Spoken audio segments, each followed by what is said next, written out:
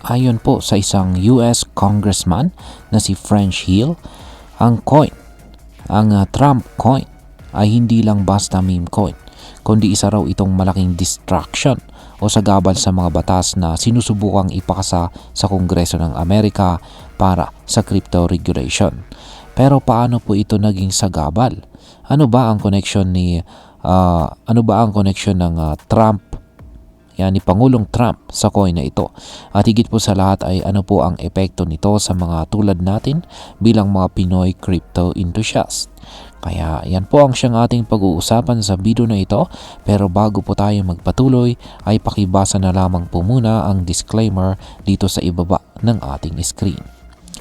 Ang ating nakikita po rito ay ang US Congressman na si Ginoong French Hill.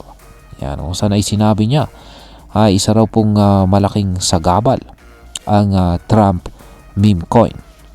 Kaya ayan, simulan po natin sa kung ano po ang Trump coin at paano po ito konektado kay Pangulong Donald Trump. Ang Trump coin ay isang meme coin na may pangalan mismo si Pangulong Donald Trump. Isa itong uri ng cryptocurrency na kadalasang ginagawang katatawanan o pangkampanya. Pero kamakailan ay nagkakaroon na rin ng real world impact. Hindi man kumpirmado kung siya mismo ang gumawa ng coin na ito, malinaw na ginagamit ito para palakasin ang imahe ni Pangulong Trump dito sa crypto space. Bukod po sa coin na ito, ang Trump Media Group ay pumasok na rin sa isang napakalaking deal na nagkakahalaga ng $2.32 billion gamit ang Bitcoin Treasury Reserve. Oo mga ka-crypto, mukhang pinapasok na rin talaga ni Pangulong Trump at ng kanyang pamilya ang mundo ng crypto. Ngayon ay ano po ang sinasabi ng US Congress tungkol sa Trump coin?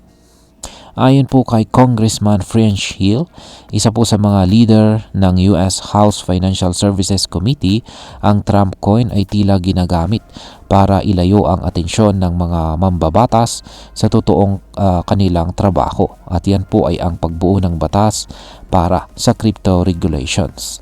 Sabi niya, 5 taon na raw silang nagtatrabaho para gumawa ng mga panuntunan para sa mga digital assets gaya ng stable coins at ang tinatawag na market structure framework. Pero dahil sa mga meme coin na gaya ng Trump coin, nawawala raw sa focus ang mga kasamahan niya, mapa-republikano man or democratic. Yan, Republican or Democratic. Pero sa ilang senador gaya po ni Madam Elizabeth Warren at Congresswoman Maxine Waters, ang Trump coin ay hindi lang distraction kundi paraan din ng korupsyon. Nag-propose pa nga si Waters ng batas na pinamagatang Stop Trump and Crypto Act na layuning pagbawalan ang presidente, vice-presidente at mga congressman mga members ng Congress na makialam sa crypto. Ngayon ay sunod po nating katanungan dito ay ano ang mga batas na sinusubukang ipasa sa US tungkol sa crypto? 2 po ang pangunahing batas na binanggit sa usapin na ito.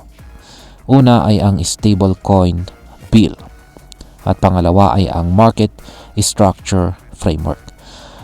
Dito po sa Stablecoin Bill, layunin nitong bigyan ng malinaw na panuntunan ang paggamit ng stable coins na mga cryptocurrency na may fixed value, kadalasan ay nakapeg sa US dollar. Ang Market Structure Framework naman ay isa itong mas malawak na batas na naglalayong ayusin ang buong sistema ng crypto trading at saka asset management.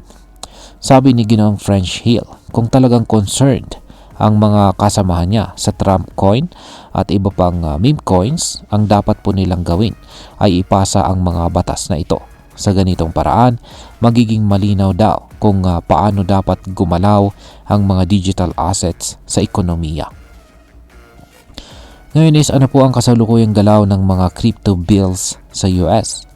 Ayon po sa mga ulat ay magsisimula na ang amendment process sa stablecoin bill sa susunod na linggo. Ibig sabihin ay papalapit na sa pagpasa ang batas na ito. Kasabay nito ay may bago ring panukalang batas na tinatawag na Digital Asset Market Clarity Act na layunin ding linawin ang mga patakaran sa crypto industry.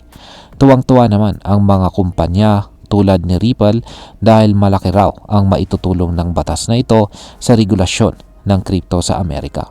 Ayon po kay Ginong Stuart Alderoty, ang kanilang Chief Legal Officer, ito raw ay isang malaking hakbang patungo sa malinaw na crypto rules. Ngayon ay bakit po ito mahalaga para sa atin bilang mga Pinoy crypto traders at investors? Ayan. Una, ang Amerika ang isa sa mga pinakamalaking kumpanya sa buong mundo. Malaki po ang epekto nila sa presyo ng mga pangunahing crypto gaya po ni Bitcoin, Ethereum, XRP at iba pa. Kapag malinaw ang crypto laws sa Amerika, mas maraming institutional investors ang papasok sa crypto market. Kapag nangyari ito, malaki ang posibilidad na tumaas ang demand at presyo ng mga digital assets na hawak natin.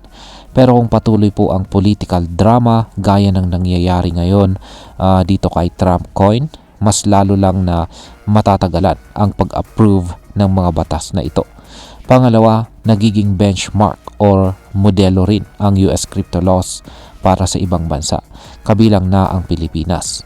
Kung makabuo po sila ng maayos na batas, mas malamang nagayahin din ito ng ibang regulators dito sa Southeast Asia.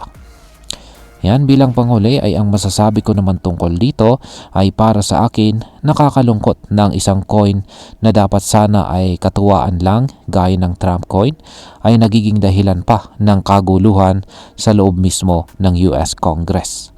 Oo, may mga meme coins na minsan ay nagbibigay ng kita, pero kung magagamit ito sa politika, lalo na sa kapangyarihan, nagiging delikado na ito para sa buong industriya. Ang tunay na pagbabago sa crypto ay hindi lang dapat nakasentro sa hype, kundi sa malinaw na regulasyon at maayos na balangkas ng batas. Kung magpapatuloy po ang distractions gaya nito, matatagalan pa bago tuluyang tanggapin ng buong mundo ang crypto bilang lehitimong bahagi ng ekonomiya. At ayan, hanggang dito na lamang po tayo sa video na ito mga ka-crypto. Marami pong salamat sa panonood. Ingat po tayo lagi at God bless po sa ating lahat.